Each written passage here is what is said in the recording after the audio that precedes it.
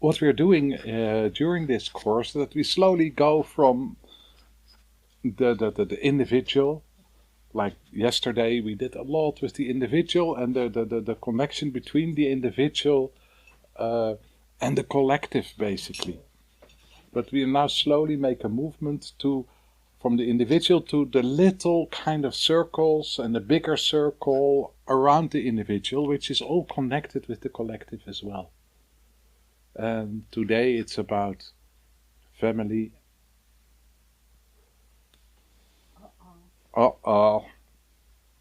And also it is about community. The little group of people who is around you, a little bit bigger as the family. And so what is the place of the individual in the family and the community? And this is a little bit difficult, because so often when I ask this question, what is your place in your family and in your community? So do we really have a feeling that we are seen there, that we have a place, that we are affirmed, that we are welcome as how we are or how we perceive that we are? And of course, when we look to the family basically is an interaction between the collective in all its different layers we will move to, and the individual. So parents are bringing us up in a way that they hope that we will be able to manage in society. And sometimes that we manage in the community around ourselves, because it could be kind of, a Christian community or a specific community, a Muslim community, a Jewish community. This is part of also how we're brought up. How are we dealing with that? How do we find our place? And then in finding our place, what is taught us is structures of behavior. So in Holland, nobody does it, but still in Holland, what we learn as a child is to talk with two words. You don't say yes, you say yes, sir, or yes, madam. That's a structure of behavior. And every time you forget it and you say yes, do you want a cookie? Yes.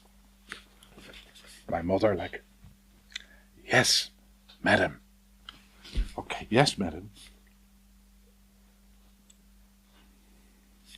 So these are structures of behavior, of behavior. And structures of behavior are partly also connected with language. How do you use language? What words are okay and what words are not okay? How do you speak not to be offensive? And when you see this whole movement so much connected and based, at least as how I perceived it as a child, on fear. Fear to be banished, fear to be rejected, fear to be not part of, social fears. It's not just friendliness and kindness and being polite. It's the horrible thing which will happen when you're not polite, when you're not kind, when you're not friendly.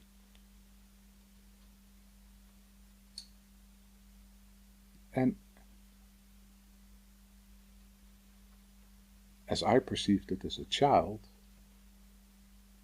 it was not so much my fear, but it was my mother's fear that she would be judged by my behavior. And that makes it even more difficult, because it's not really about you.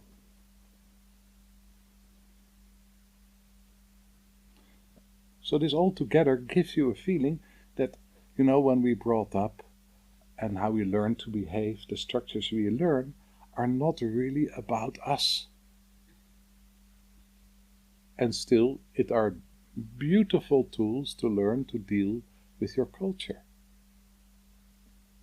So when we look at these structures, because this is important to understand, how do we structure ourselves? Because we need structure. If we have not a structure, then we have to learn to brush our teeth every night, and maybe every morning as well, if you brush your teeth in the morning as well. Because there is not a structure. Structures of behavior, structures of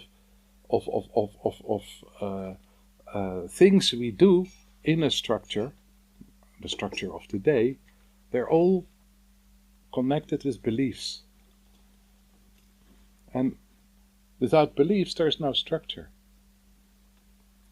And these beliefs, when we look to it, are also structuring our energy, how our energy will move.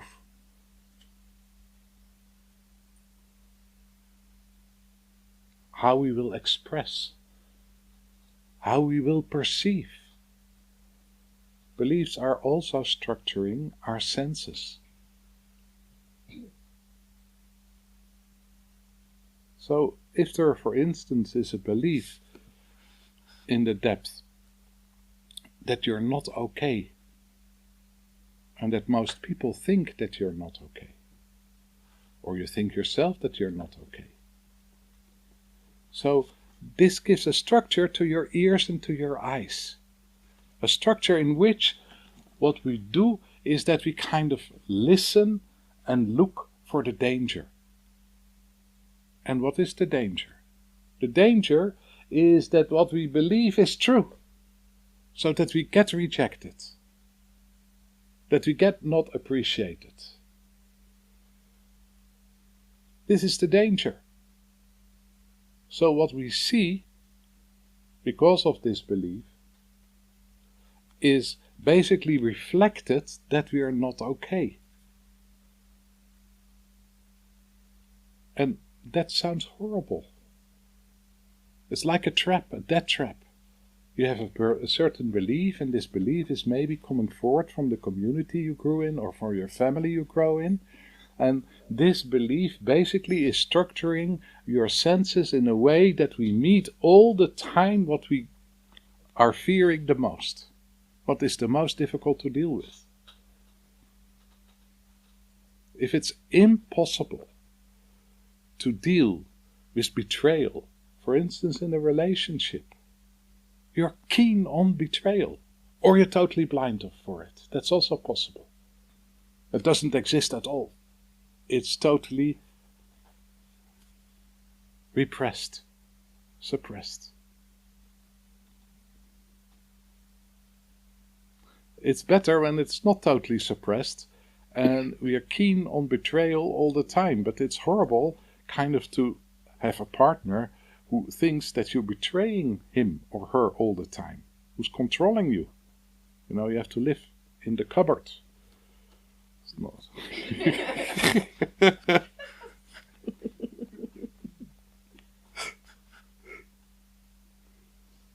It's horrible when you think about it. All freedom is gone. And this is basically what we do to each other in family and also between people. We do this towards each other. The freedom is gone. And why do we need to project this outwards to another person? This fear, jealousy.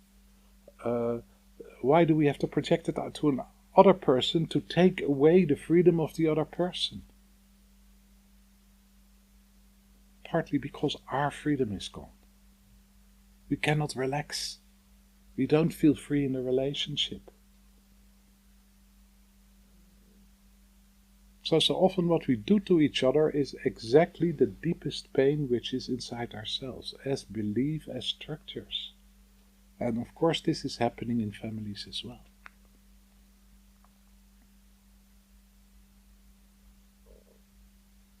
And this part is what you could say family karma. Just daily life, family, community karma.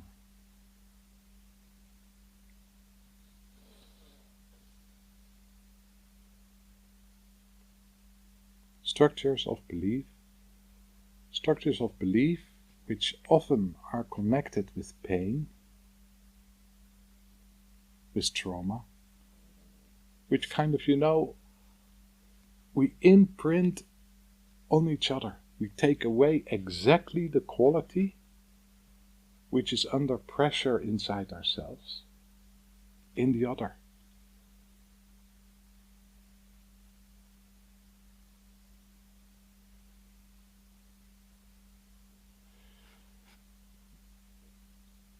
So what I brought forward, why? Why is this happening? Why do we are colored to perceive exactly what is the most difficult for us, the most painful?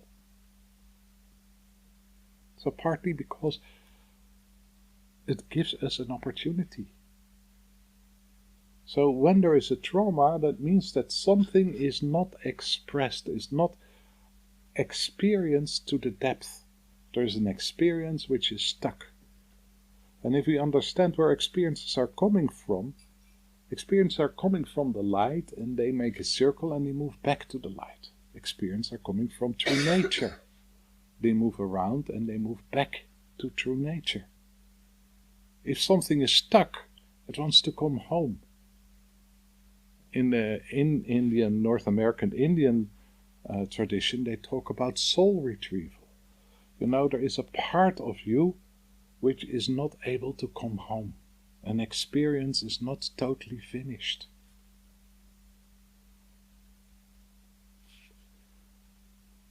And it wants to finish. It needs to finish. So this, what seems to be so horrible and so cruel, is basically there to help us to become whole again. And in this, of course, you know, when we look to our family and when we look to life, to our experience, they are also our teachers, literally.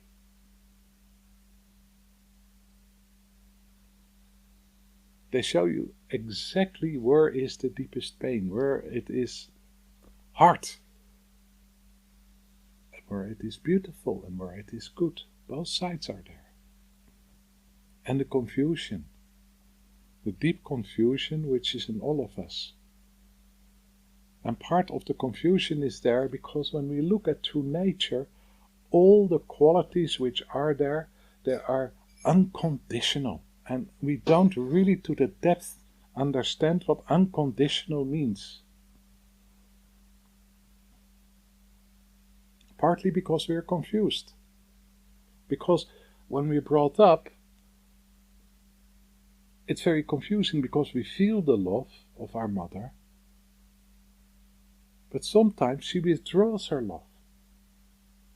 Because there are certain conditions on her love. We feel the care and maybe also the love of our father. But sometimes the care is not there. It's drawn back because there are conditions. And I say it in a very simple way because sometimes the conditions are not even from the father or the mother, but from the other one. The mother is drawing her love back because of the interaction with the father. So it is complex, but all of this are conditions. All of this has to do with the form we are moving into, the personality. And we have to learn about our personality because the personality is the interaction between us and the world around us. We need this. But the personality is fucked up. And the structure of the personality is completely formed by beliefs. And part of these beliefs are epigenetic. That means that they move from generation to generation, at least for 7 generations, to a family. There has been a traumatic event, maybe 5 generations back. And this traumatic event became part of your genetic structure. That doesn't mean that we cannot work it out. We can work it out. But we walk around with fears or pain, a programming we don't completely understand because we cannot see where it's coming from. But our whole basis, our whole body is reacting on it. Our whole nerve system is reacting on it. Danger, danger, danger, danger. And we don't understand. But it feels real. It is real. So it must be true. So we get confused. We get confused because things feel so true that we cannot kind of move in a different way as to take this serious, because this is my fear. This is the same what I said before, when you have to put your partner in the cupboard. We have to put, because the partner will betray you. It feels true. If you don't take very good care of the situation and keep everything under control, there will be a pain which is beyond belief. Because the partner will betray you. So every time when you come home from your work, you interrogate your partner. What did you do today? Where did you go? What happened? What did your boss say? What did your boss do? It's like a torture. And of course, when we see is the love which is also there, because it's not an either or. The love which is also there is colored by the anguish which is part of this person. As an example, this is a simple example, but there are so many different examples.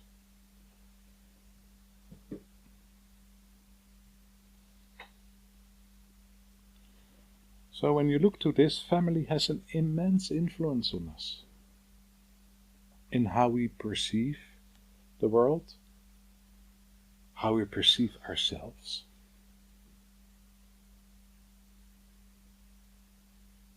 And it is little interaction between us and the community, and after the community, maybe the tribe, the nation where we live, the world.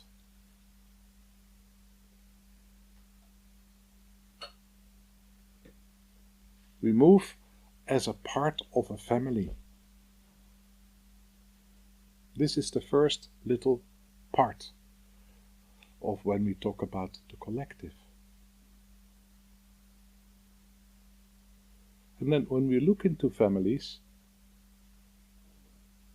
beside of all the beauty which is there, because there is a lot of beauty in families as well. What we never should forget is that our parents have the same non-dual qualities. They have a soul. I can hardly believe it, but they have a soul. They have true nature. And again, what I said, this is also confusing because there are moments that it's there and we are connected with that, if we are lucky. There are moments that there is a connection from true nature to true nature. A moment that it's good, that it's real. But there are many, many moments as well that there is a corruption of the qualities. And from this corruption of from the qualities, we give messages to our children and we get messages which are often repeated. So as a parent, if you feel that you're not okay, you will give one way or the other the message to your children that they're not okay as well. And this is a message which is repeated over and over and over again. Even if we say, you're perfect, you're very okay.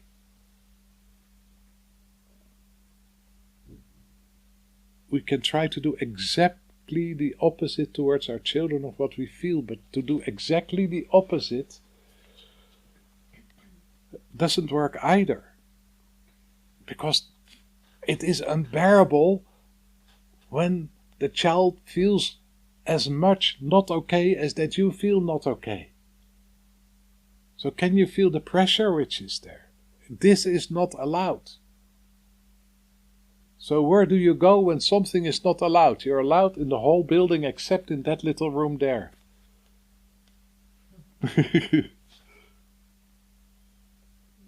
You explore it. And again, it's maybe not there in words and maybe not there in behavior, but it is there in the background, in the feeling, in the attitude of your mother towards the community around her. And we don't only learn from words and what is said to us, but we also learn from attitude. We copy attitude. So the pain will be there, but it's a pain we cannot talk about, which is not spoken, which is said exactly the opposite as what we feel as well. So sometimes it's better if your parent says, you're a loser, you're a loser, you're a loser, you're a loser, you're a loser, you're a loser, because it's said. It's real.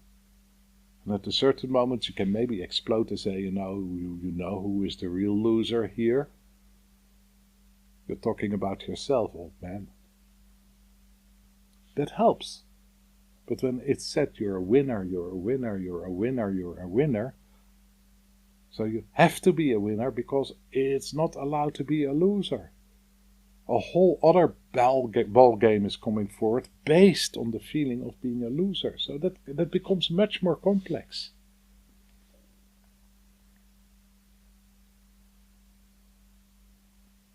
So by repeating messages, basically what is happening is that we indoctrinate each other. If we repeat something often enough, it becomes the truth.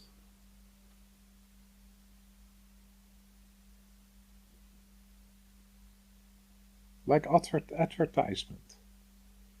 You know, if you watch television and you see the same advertisement night after night after night after night, you believe that Ariel is the best kind of washing powder or liquid or whatever. That's how it is. That's the best one. It's the most expensive one and it's the best one. It becomes a belief. It's how we look at it. It's superior. Because it's better. Because it's told. It's stated.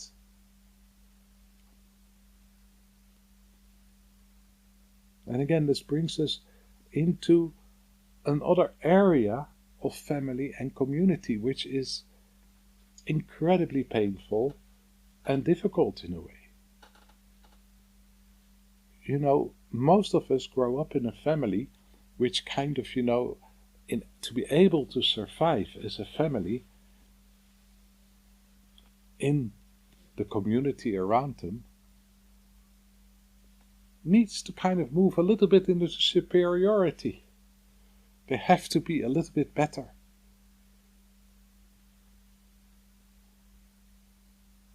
They're different, they're better, they're normal. Look at the neighbors, what they do right now.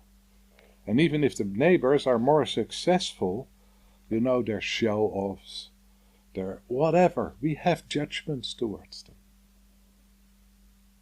Do normal, then you're good enough. Or you're better as the neighbors, but it's all in the whole duality, superiority and inferiority.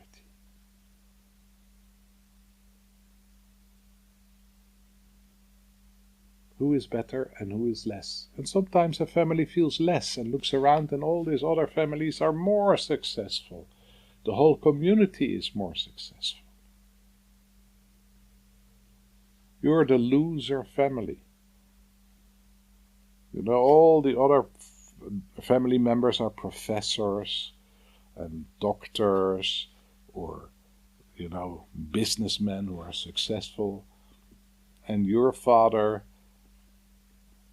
cleans the hospital.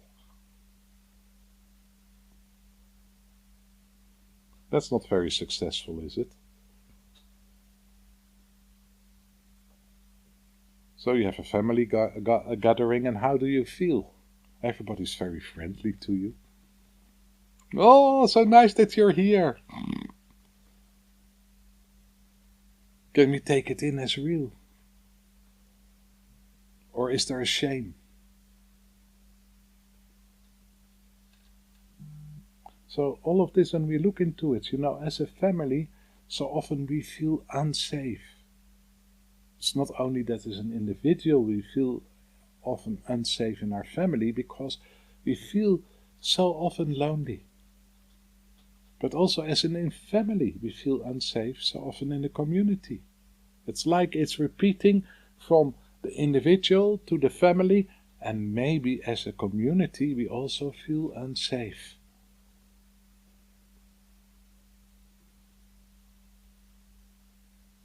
It's like all individuals, layer by layer by layer, layer cake.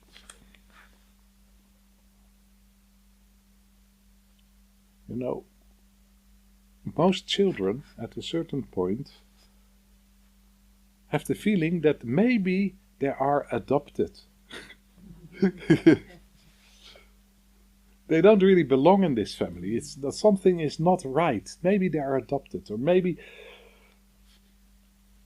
or there is a very deep feeling of loneliness, isolation, not really being part of, not really being there. And so when there is a feeling of loneliness, when we look at the loneliness, or maybe we are adopted, which is a reaction on the loneliness we feel, there is a rupture. Loneliness is the effect of a rupture. Loneliness, another way to give words to loneliness, is a lack of connection. There is no connection. That makes us lonely. And often this lack of connection is a lack of connection inside ourselves, which is a reflection of the connection in our family. What I taught before is that through the beliefs, through the wounds in the family which are there, kind of, to be part of the family, we adjust. So we kind of create the same wounds. And if we don't create them ourselves, they are created. To be part of this family. Otherwise you cannot be part. You cannot communicate. You have to communicate in a certain way. So we have the family. But the family itself, what I tried to explain before, is also isolated. It has to be superior or inferior. It doesn't feel safe. It's also isolated. It's so often, that our parents start a relationship and they have each other. And hopefully they love each other. And they are together against the big, bad world.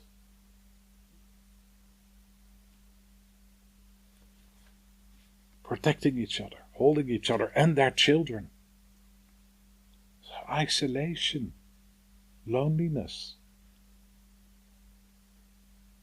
It seems less lonely when you have a partner in this crime. And you kind of hide together for the big, bad, bad, bad world. So you found somebody. You found somebody to share your trauma with. And to upkeep your trauma. But it is isolation. It's isolation from the world. And there is a deep loneliness. Because the loneliness is already there. It's already there in the rupture which is there. So families are alone in the community. But still the community, if you have a community around yourself, there is a connection. There is a connection, again, with rules. There's a certain behavior in how you act. Sometimes based on religion. Sometimes based on, culture. Sometimes based on sometimes based on politics.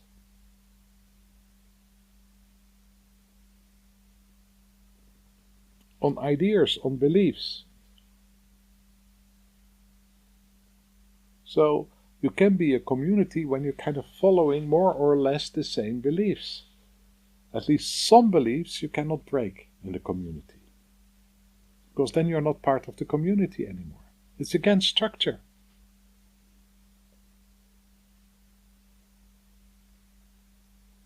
So, if you, as an example, have a community as a family around you which is strict, Christian, so the rules you have to move through are quite strict. There is not a lot of freedom to move differently. And if you feel that these rules don't comply to you, or you don't believe really what is brought forward, or it is hurtful, you get banished. You're from the devil, especially when it's a Christian strict community. The black sheep. You're out of the community, not only out of your family, but also out of the community. And for your family, sometimes it's too difficult to accept you if the community cannot accept you. So the family is banishing you as well. This you also see, for instance, when in a Jewish, very religious people, if somebody is leaving the religion, he loses his community, but he also loses his family. They don't talk to him anymore. This is it. You're banished. You're out of it.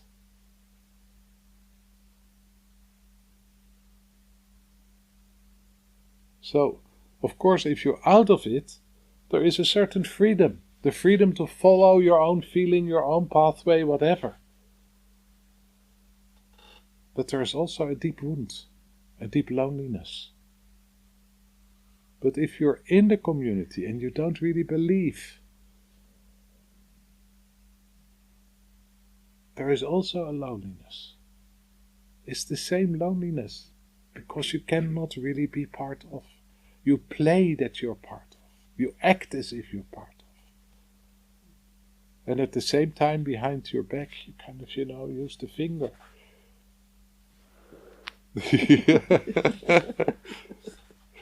Underneath the window of the car when the police is passing.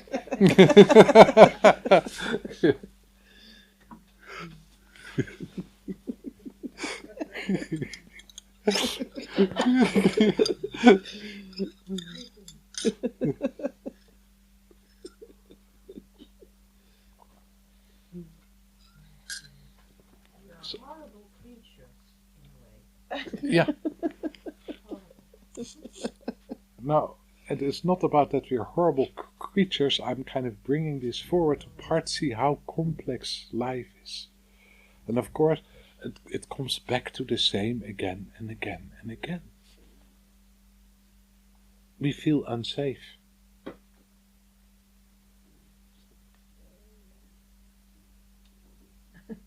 Yeah. I'm waiting for the good end and this depressive pep talk has to finish.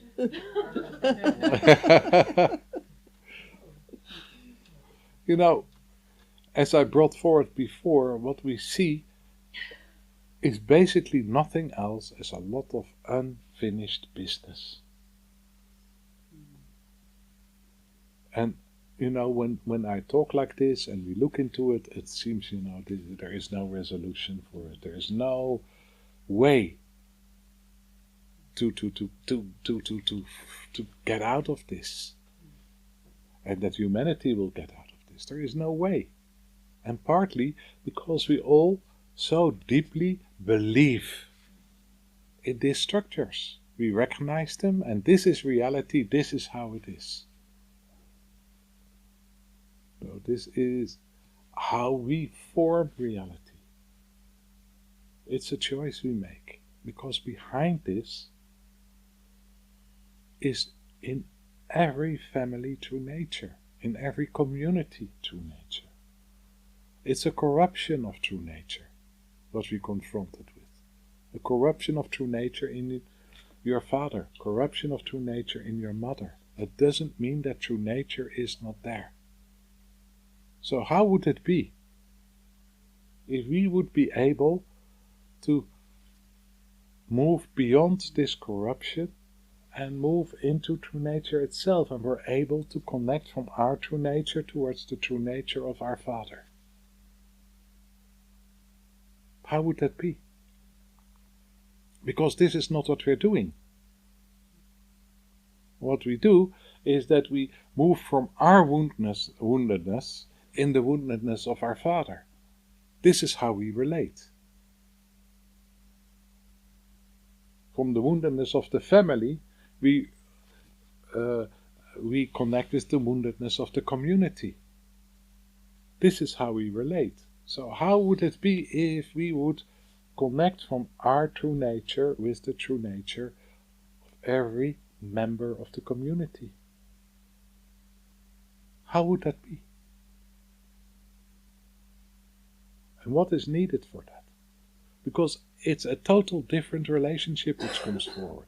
And we all have some experience with it, that we worked on ourselves, and working on ourselves, there were some patterns we were able to let go. And because there were some patterns we were able to let go, there was freedom in certain areas. And from this freedom in certain areas, we were able to relate different to the ones who were close to us. And what did they do? Did they banish us? Did they kind of kick us out of the house? Or did something open up in our brothers, our sisters, our mothers, and our fathers?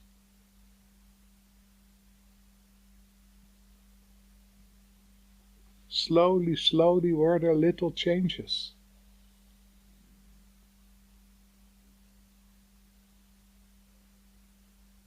If possible. Because sometimes it's just not possible. But sometimes it is possible. Even a very little change, a very little kind of little more real connection in a certain moment. So part of that is, if it's like this, that we connect with more with our true nature inside ourselves. What we're doing here. And we start to connect more from true nature towards the true nature of our parents, what we feel is this around them.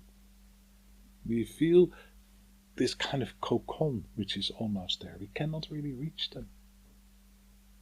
And that's painful, because it's a reflection of our own loneliness, maybe, which is not completely resolved yet. What we see in the parents, we see this, and we get angry, and we want to break it open. So we take a hammer and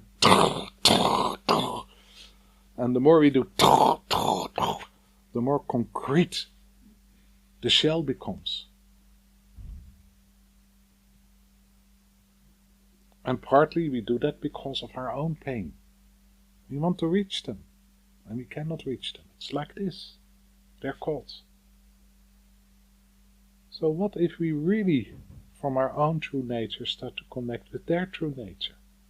Because still we are in a conflict. We are in a conflict which is connected with our personality. What if we would give them the unconditional love we so much want to receive from them? What if we would be able to give them the unconditional freedom to be in their own path in their lives we so much want to get from them? What if we would be able to give the unconditional affirmation we so much want from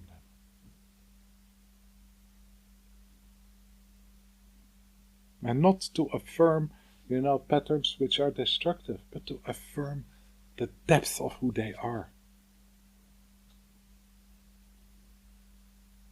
Affirm the qualities which are there. Because they are there, even if the person himself or herself is not really connected with it anymore. Because there's too much trauma, too much pain.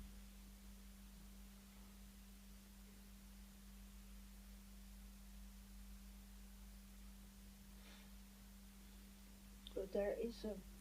Yeah? Talk. There is such a deep yearning from all of us, when you look in the family, as an individual, to be seen like this, to be welcomed like this in our true nature. And what I try to explain, partly to all the structures, all the beliefs which are there, we kind of gave away the authority to the other if we are allowed to be ourselves or not. We adjusted, and that's part, because we're growing up. We have to learn to be part of the family. We had to learn to be part of the community. And in this learning is also the work. The work which is there is to have these experiences we call traumatic, to let them come home inside you, to move back to the light, to move through the pain. If we are able to move to the pain in a few experiences and are coming home more, we can relate in a different way. And relating in a different way will change slowly the family. It will change things. It will change slowly the community. It will change things. Why? Because every individual is so much yearning for this connection inside himself and with others. In the end, this is really what we are longing for. This is why we are fighting with our parents. That's why we're fighting in the community. This is why we feel so unsafe. So if there is this heaven of safety, of this unconditional attitude towards each quality, it's an attraction. It attracts people to move there as well. Not because you need to be a teacher or whatever. It's just your attitude in life. And we know people in our community like this. Maybe in our family like this. Maybe your grandmother. You can be, and you can just be. She's not talking too much, but she makes cookies with you. And there is a togetherness which is real. There's an appreciation which is real. She is herself. Maybe somebody in your community. Somebody, it's so nice, like an oasis, to be with this person. And sometimes this is a wise old woman, people go to and ask for advice. And sometimes a wise old man. And sometimes it's just somebody who is. The goldsmith, you come to his shop and you want to stay there forever because of the atmosphere which is there.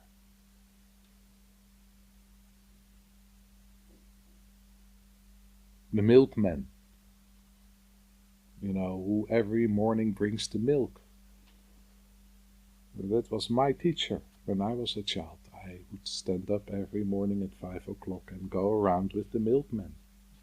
First he had a horse before a cart, which was great.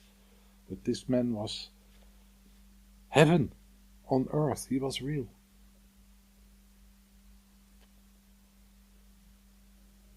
So there are people like this, and they make a difference. They are the examples. And what is needed is some more people like this. At a certain moment it will tip the scale.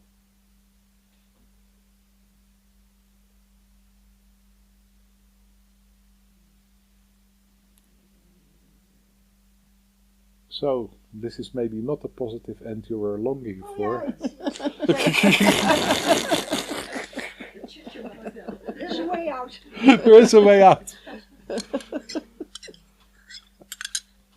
And that this, when we look into this, and this is often the difficult thing, is that we are really so deeply, especially when we look to community and family, so deeply holding on to that they have to heal us.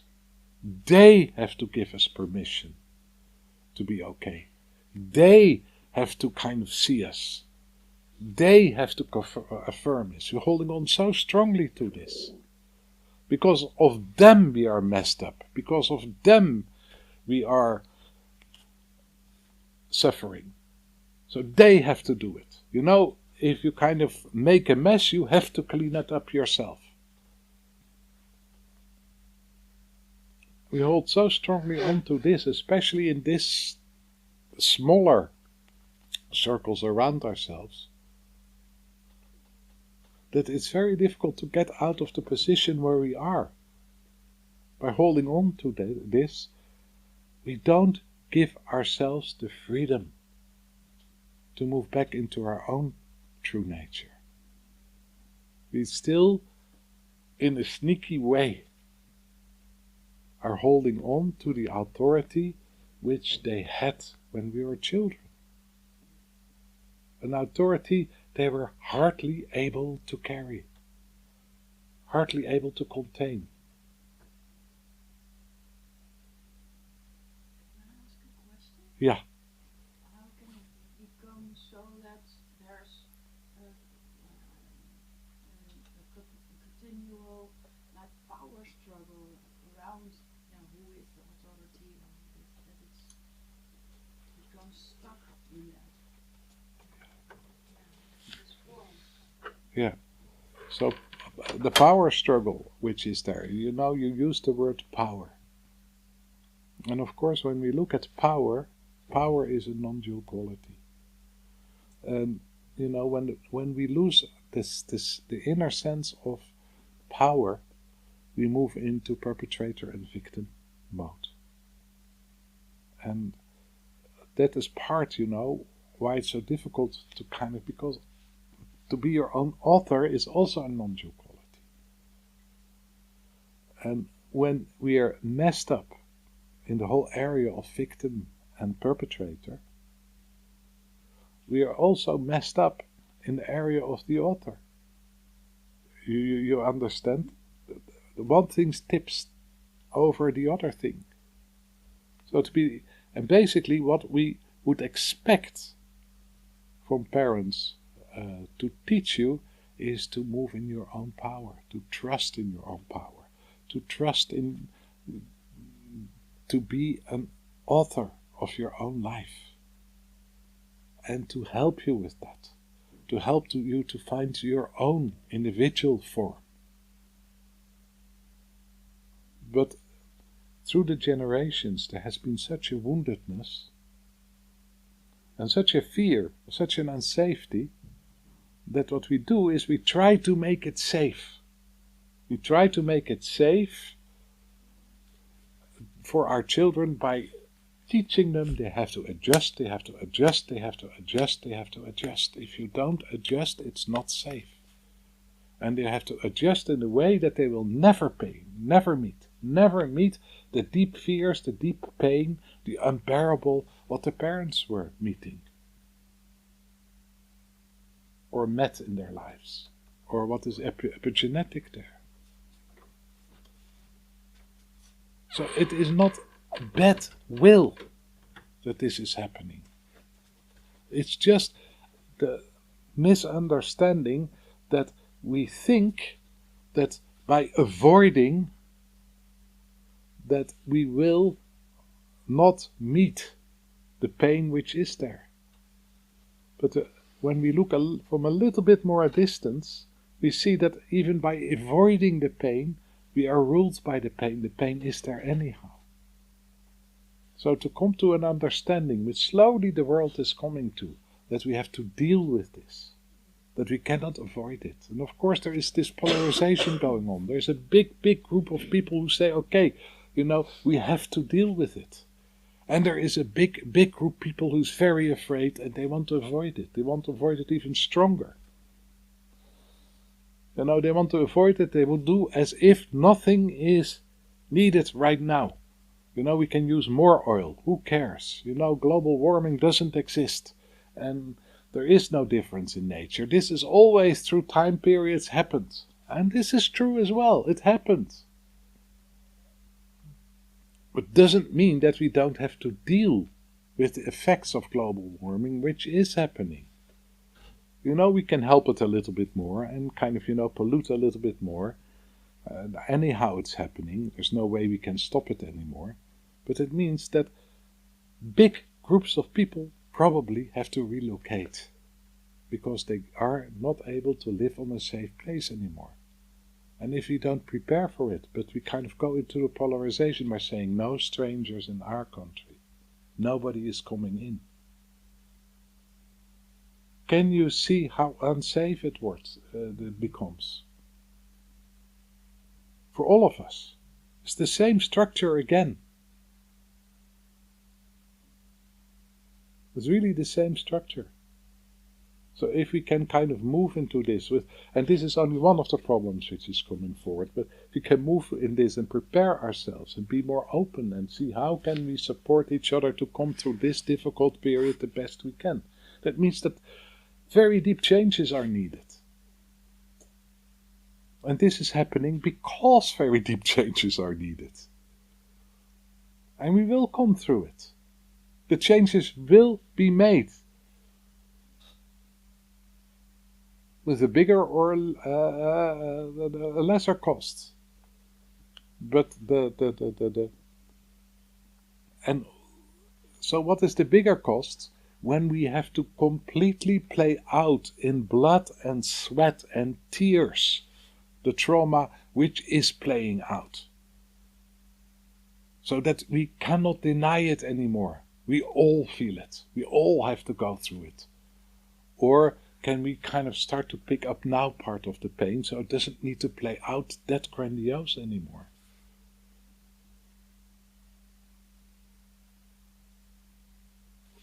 That's all what it is. So it is important to work on yourself because it makes a change. And it is important kind of to be the person who now and then is able to connect from true nature to true nature because it makes a difference. Because this is all what we're longing